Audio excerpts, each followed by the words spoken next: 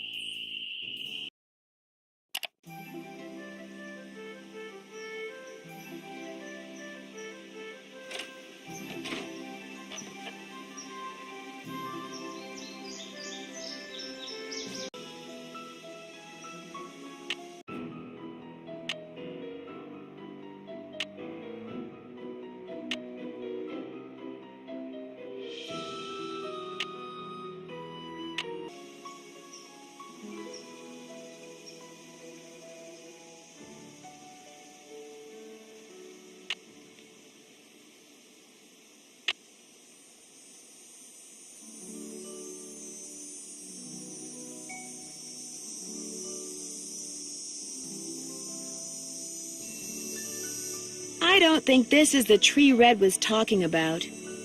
Well, I don't see any hawks, but this is probably the tree Red was talking about. At least it was the tree. That sounded like a hawk.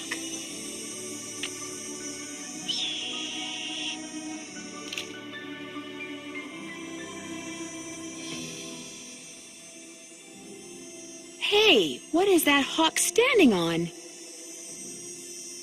Oh, that looks like a speaker. Huh? I better get out of here.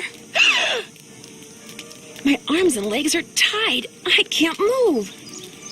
At least I can kick. If I could just get that scythe down, I could use the blade to cut the rope around my wrists and free my hands.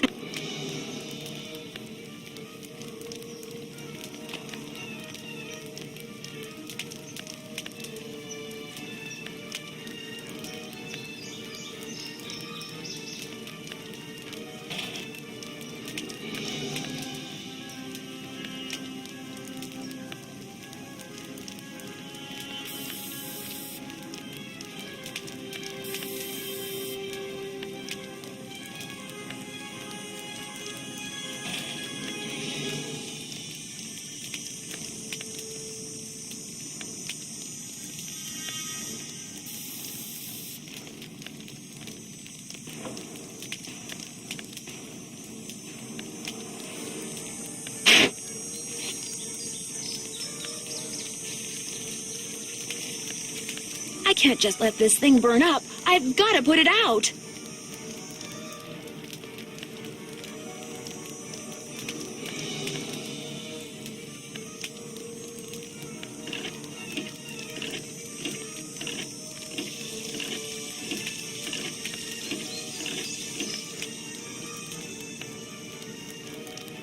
I need a bucket.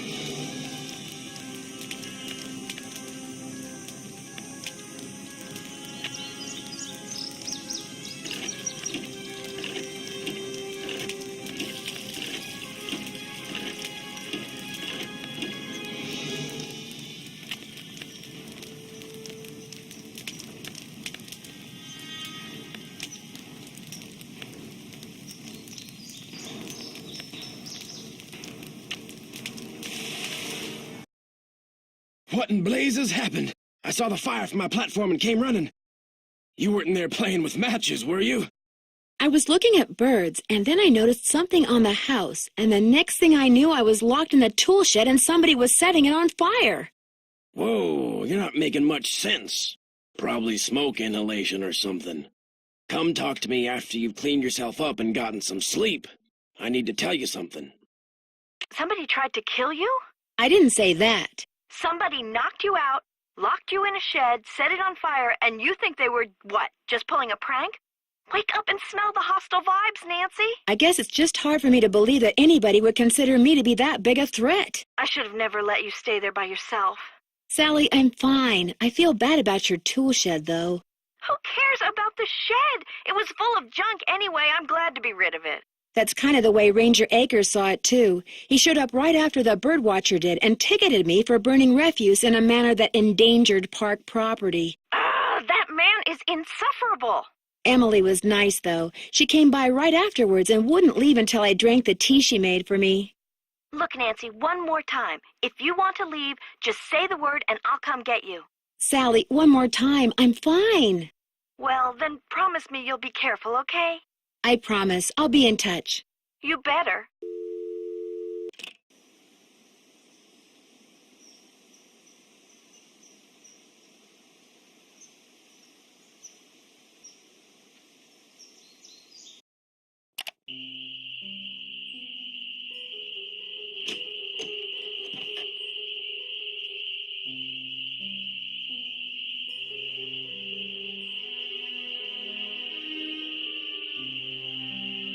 Hello there.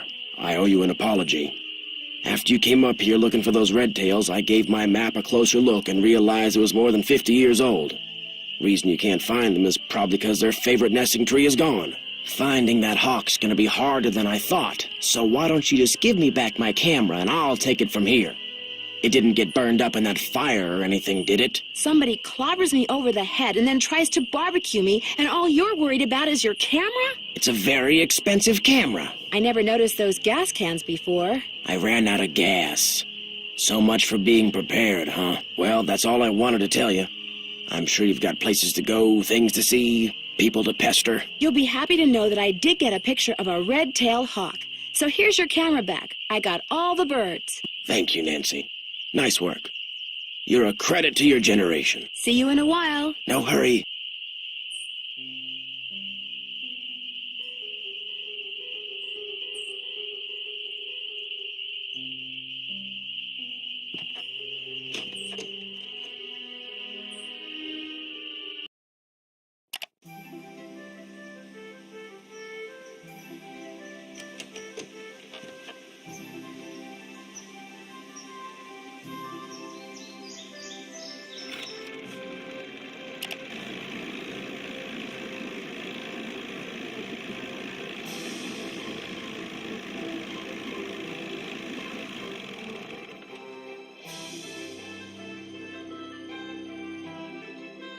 How you holding up?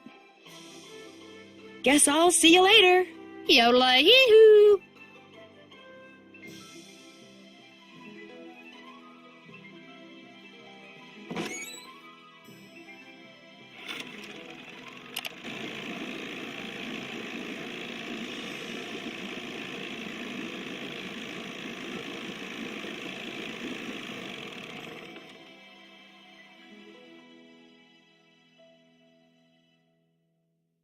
Hello there. What do you know about a man named Joe Akers? Why do you ask? I understand he used to be the deputy here. So? According to Emily Griffin, Deputy Joe Akers was your father, and according to the journal I found, William Akers' son was named Joe. Another coincidence? All right.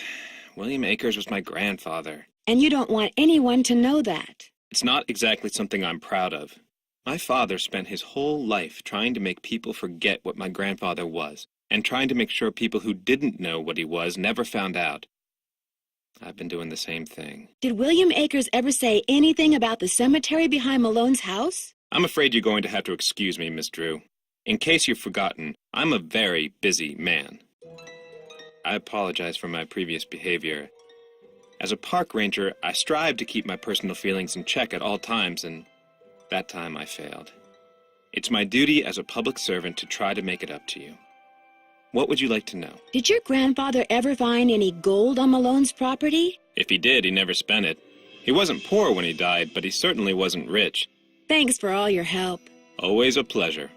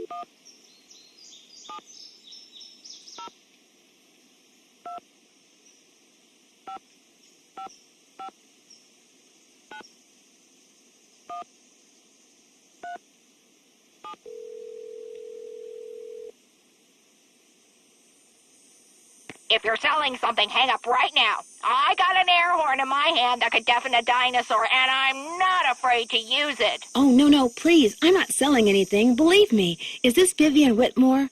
Maybe it is, maybe it isn't. You got exactly 5 seconds to state your business. My name is Nancy Drew. I'm calling from Moon Lake, Pennsylvania. I just wanted to ask you some questions. Oh, right.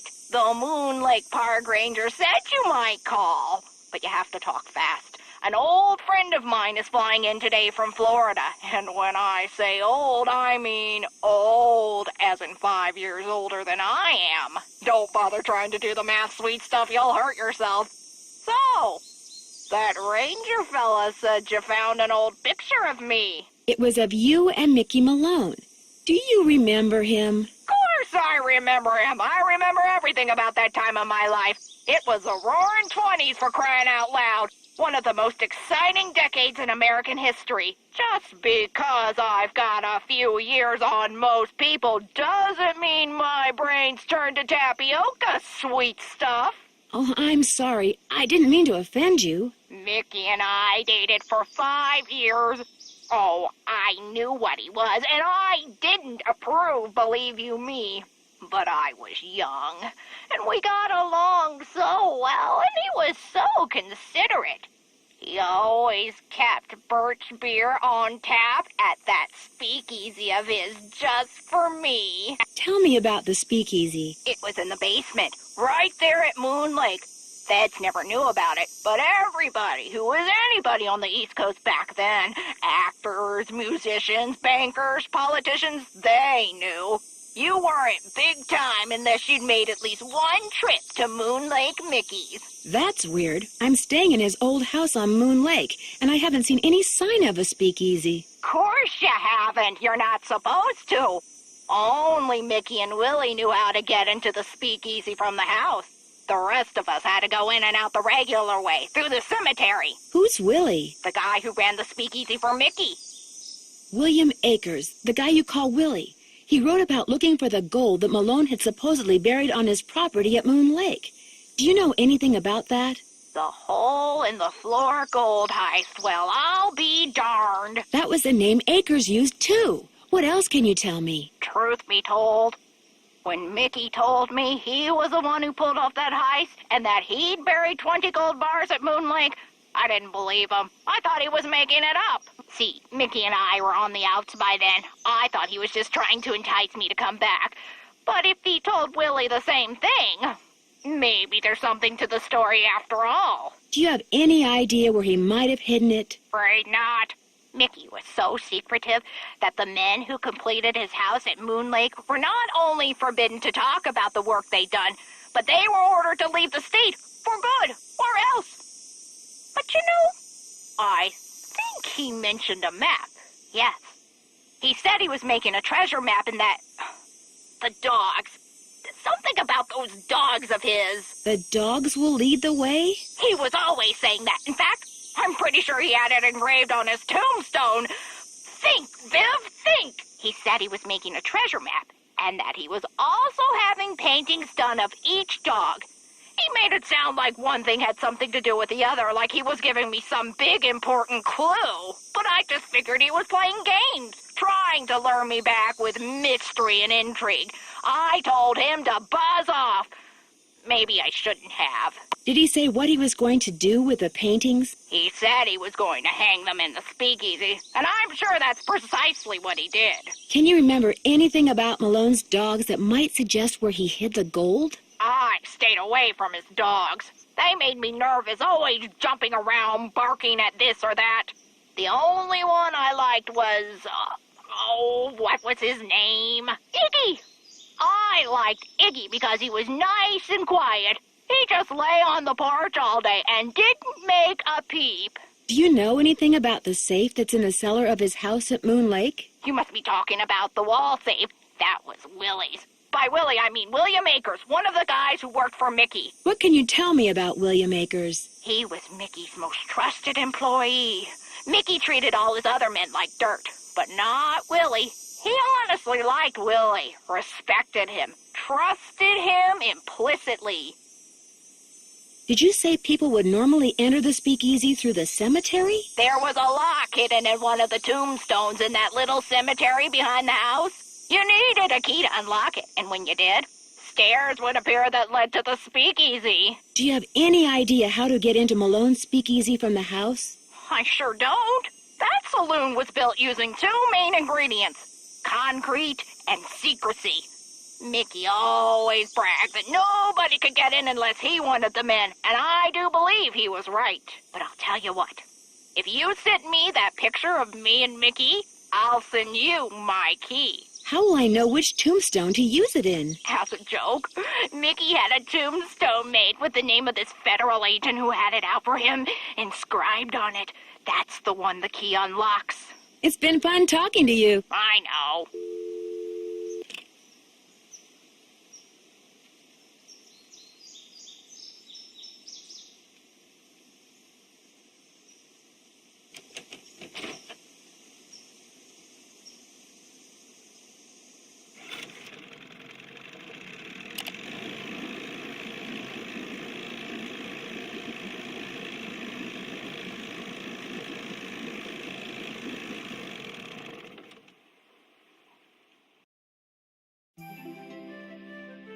Hello again, Miss Drew. Am I in for another interrogation? I'd like to mail this photo to the woman in Las Vegas. Can you do that for me? As always, I'm here to serve, Miss Drew. Just give it to me, and I'll take care of it. I'm sure she'll be very pleased to get this back. Thanks for all your help. That's why I'm here.